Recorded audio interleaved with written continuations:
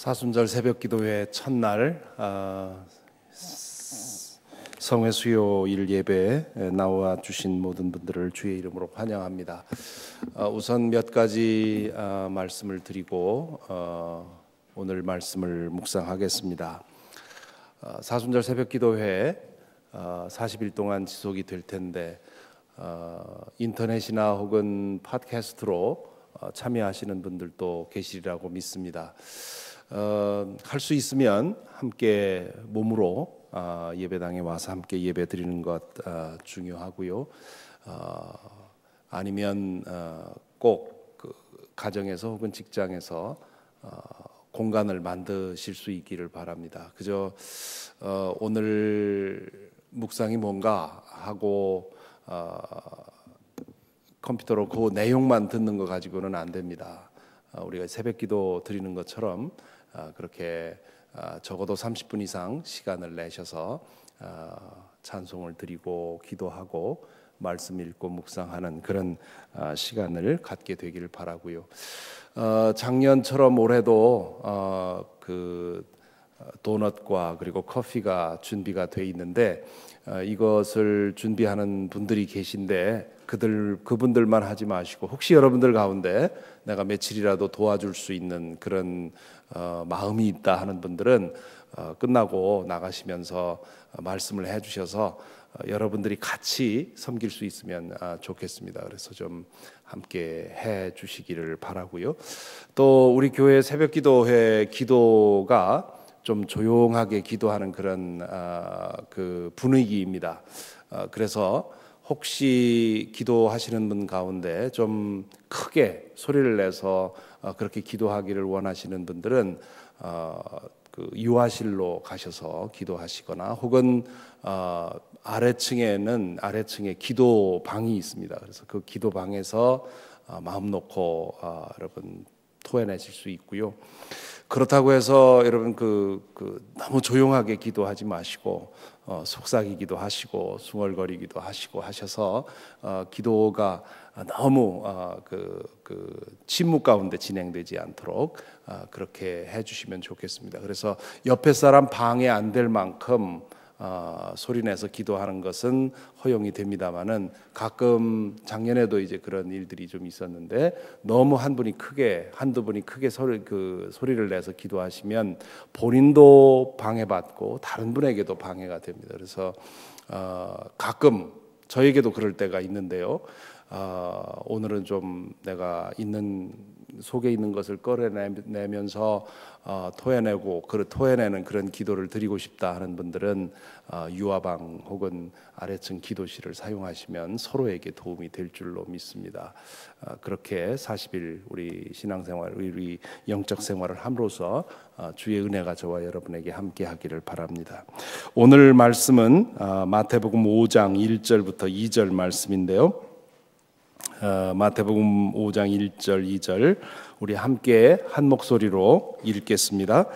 예수께서 무리를 보시고 산에 올라가 앉으시니 제자들이 그에게 나왔다. 예수께서 입을 열어서 그들을 가르치셨다. 아멘. 이번 사순절 기간 동안에는 산상설교의 말씀을 아주 짧게 그 말씀을 나누어서 말씀 묵상을 하겠는데요. 오늘 5장 1절 2절 말씀은 산상설교를 시작하는 도입 부분입니다. 예수께서 사역을 시작하시자 많은 사람들이 그분에게 몰려들었지요. 그분의 가르침은 다른 율법 교사들의 가르침과 달랐고 그분에게서 나오는 치유의 능력은 보는 것만으로도 신이 났습니다.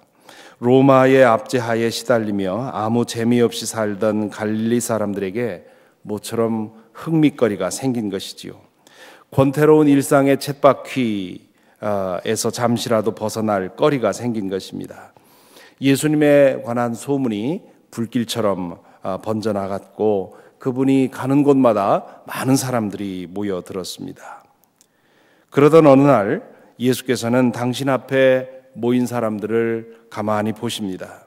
여기 무리를 보시고 그렇게 되어 있는데 이 헬라어의 단어의 의미는 한참을 보고 계셨다 그런 뜻입니다. 당신 앞에 모여 있는 무리들을 한참을 보고 계시더니 그렇게 오랫동안 보시고 나서는 갑자기 돌아서서 아무 말씀도 없이 산으로 올라가시지요. 모여있던 사람들 중에 일부는 예수님을 따라 산으로 올라갔을 것이고 또 어떤 사람들은 돌아서서 집으로 가버렸을 것입니다. 바로 이 부분에서 우리는 묻게 됩니다. 예수님께서 당신 앞에 모여있는 사람들을 한참을 보시고 나서 산으로 올라가셨는데 그들을 바라보면서 무슨 생각을 하셨을까? 왜 그들을 바라보시다가 산으로 올라가셨을까? 이 질문에 대한 대답은 그 이후에 나오는 5장, 6장, 7장에 나오는 말씀들 그 내용을 통해서 대답을 찾을 수가 있습니다. 소위 산상설교라는 제목으로 알려진 이 말씀들은 예수님의 생각, 예수님의 마음을 농축시켜 놓은 수정과 같은 것입니다. 그 의미를 제대로 알려면 깊은 묵상이 필요하고요. 그리고 아무리 깊게 묵상을 하더라도 그 의미를 다 알았다고 할 수 없습니다. 그래서 읽을 때마다, 묵상할 때마다 새로운 의미가 드러나게 되지요. 주님은 이 말씀들을 통해서 당신이 누구인지, 그리고 당신을 따르는 제자는 누구인지를 말씀하고 계십니다. 산상설교를 읽고 묵상하면서 마음의 위로나 찾으려고 하면 아마 실망할지 모르겠습니다. 혹은 이 말씀을 읽고 이 세상에서 성공하는 지혜, 비밀을 배우겠다 이렇게 생각하는 사람도 실망하기는 마찬가지일 것입니다. 이 말씀들은 우리의 마음을 위로하기보다는 불편하게 만들고 가책을 느끼게 만드는 경향이 있습니다. 이 말씀대로 살면 이 세상에서 성공하기보다는 때로 바보 취급받을 때가, 그리고 손해볼 때가 있습니다. 예수께서 그렇게 사셨고 또한 그분을 따르는 제자도 그렇게 살아야 합니다. 예수께서 당신 앞에 모인 사람들을 한참을 보시다가 아무 말 없이 산으로 올라가신 이유가 바로 여기에 있습니다. 그 사람들이 왜 모였습니까? 대부분 호기심 때문에 모여들었습니다. 신기한 구경을 하고 싶었습니다. 권태로운 삶의 청량제가 될 만한 그러한 일들을 찾아 모였습니다. 뭔가 귀를 번쩍하게 만드는 그런 말씀도 듣고 싶었습니다. 그런데 그것이 전부였습니다. 그들 대부분은 그렇게 잠시 바람을 쏘이고 싶었던 것입니다. 하지만 예수님의 목적은 그것보다 훨씬 더 큰 것이었습니다. 신기한 일을 행해서 사람들의 이목을 자신에게 집중시키는 것, 그런 것에 관심이 없었습니다. 사람들이 듣고 싶어하는 그런 이야기를 들려줌으로써 사람들에게 인정받고 싶지도 않았습니다. 그들의 삶에 신선한 바람을 불어넣어주는 것, 그런 것에 만족할 수 없었습니다. 예수님은 그런 것을 위해서 이 땅에 오시지 않았습니다. 그분의 관심은 그들의 삶을 그 뿌리째 흔들어 놓는 데 있었습니다. 그들이 전혀 보지 못하던 하나님 나라를 보게 하고, 그리고 그 나라에 맞추어서 그들의 삶을 리셋하게 만드는 데 있었습니다. 그분은 신기한 구경거리가 되기를 원치 않았습니다. 그분이 행하신 일들은 한 번 보고 마는 재미가 아니라 평생 동안 붙들고 놓치지 말아야 할 그런 삶의 지주였습니다. 그분의 말씀은 한 번 듣고 고개를 끄덕이는 것으로 만족해서는 안 되고, 제대로 듣는다면 삶의 근거가 흔들리는 그런 하늘의 계시였습니다. 주님께서는 당신 앞에 모인 무리를 보시면서 당신이 줄 것과는 너무도 다른 기대감을 가지고 있는 그 무리들을 보시면서 보시고, 그리고 잘못하면 이 사람들이 끄는 대로, 휘둘리는 대로 끌려다니게 될지 모른다는 생각을 했을 것입니다. 그렇게 되면 방향도 없이 목적도 없이 사람들의 인기를 따라가다가 결국 자신의 생을 허비하게 될 것임을 꿰뚫어 보셨습니다. 그래서 그분은 돌아서서 산으로 올라가시는 것이지요. 당신이 무엇을 위해 왔는지, 무엇을 위해서 할 것인지, 당신을 따르는 사람들은 어떻게 살아야 하는지에 대해서 분명하게 말할 필요를 느낀 것입니다. 그 말을 듣고 실망하여 떠나가는 사람들이 생겨도 어쩔 수 없는 일이었습니다. 다만 한 움큼의 사람들만 남아도 목적과 뜻을 같이 하는 사람들과 하나님 나라를 시작하는 것이 옳았습니다. 그래서 예수께서는 이제 산에 올라가서 그 당신 앞에 모인 무리들을 향해서 내가 누구며 나의 제자가 누구인지를 말씀하기 시작을 하시는 것입니다. 예수께서 산 위로 오르실 때 어떤 사람들은 그냥 떠나가기도 했고, 또 어떤 사람들은 산 위로 올라와서 한참 말씀을 듣기도 했을 것입니다. 한참 말씀을 듣다가는 내가 기대했던 것과는 다른데 이거 뭔가 위험한데 하고 떠나간 사람들도 있을 것입니다.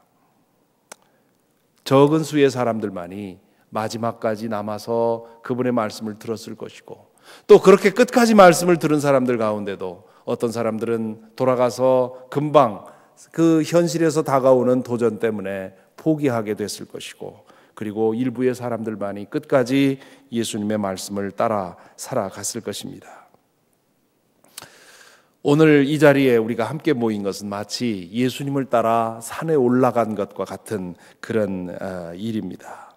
잘하셨습니다. 사순절 새벽 기도회를 시작했다는 것은 예수님을 따라 산에 올라 그분이 무슨 말씀을 하시는지를 귀담아 듣는 것과 같은 일입니다. 기왕에 산에 오르기로 마음 먹으셨으니까 이제 앞으로 40일 동안 이 말씀을 끝까지 하나도 빠짐없이 듣고 깨닫고 힘써야 되겠다 하는 그런 결심을 해야 되겠습니다. 예수님이 우리에게 위로만은 주시지 않을 것입니다. 그분의 말 뜻을 제대로 알고 그 말씀을 따라 우리의 삶을 리셋하면 전에 맛보지 못한 그런 깊은 위로를 마침내 찾기는 하겠지만, 그러나 처음에는 오히려 혼란스러울 수 있고 또 불편할 수 있고 그럴 것입니다. 그 모든 것은 우리가 왜 이 산에 올랐느냐 하는 것에 대한 거기에 달려 있습니다. 만일 우리가 뭔가 신기한 것을 보기 위해서, 전에 들어보지 못한 그런 새로운 말씀을 듣기 위해서, 혹은 세상에서의 성공의 비결을 찾기 위해서, 혹은 축복받는 비결을 찾기 위해서 이 자리에 왔다면 우리도 며칠 지나지 않아서 이 자리를 떠나게 될지 모르겠습니다. 하지만 우리가 믿는 주님이 어떤 분인지 알고 싶다면, 그리고 우리가 이 땅에서 어떻게 사는 것이 참되게 사는 것인지 그것을 배우기 원한다면 저와 여러분은 끝까지 이 산에 머물러 하는 주님의 말씀에 귀 기울이게 될 것입니다. 그러니 먼저 오늘은 첫날로서 우리 자신을 돌아보십시다. 나는 이 자리에 무엇 하러 왔습니까? 왜 여기까지 왔습니까? 물론 저에게도 그렇고 여러분에게도 그렇고 우리가 주님 앞에 간절히 구하는 그런 기도의 제목이 있습니다. 서로 다른 그런 기도의 문제, 내 현실의 문제, 이번 이 사순절 기간 동안에 주님께서 허락해 주셨으면 하는 그런 기도의 제목이 있을 것입니다. 그거 가지고 오는 거 나쁜 거 아닙니다. 또 그런 것에 대한 은혜도 주님께서 주십니다. 때로는 우리가 기대하지 않았던 은사를 받기도 하고요. 작년에도 기도하는 가운데 방언을 받으신 분도 계시고, 그런 것을 의도하지 않아도 지속적으로 기도의 자리를 찾을 때 나도 모르게 나도 원치 않았던 그런 은혜를 주시기도 합니다. 그러므로 내 질병의 문제, 내 가족의 문제, 혹은 내 영적인 은사의 문제, 내 직장의 문제, 무슨 문제이든지 간에 그런 문제를 기도의 자리에 하나님 앞에 내놓고 기도하는 것은 절대 나쁜 일이 아닙니다. 하지만 그것은 우리가 주님과 깊이 만날 때 하나님께서 우리에게 주시는 그런 하나님께서 주시는 은혜라고 하는 것이지요.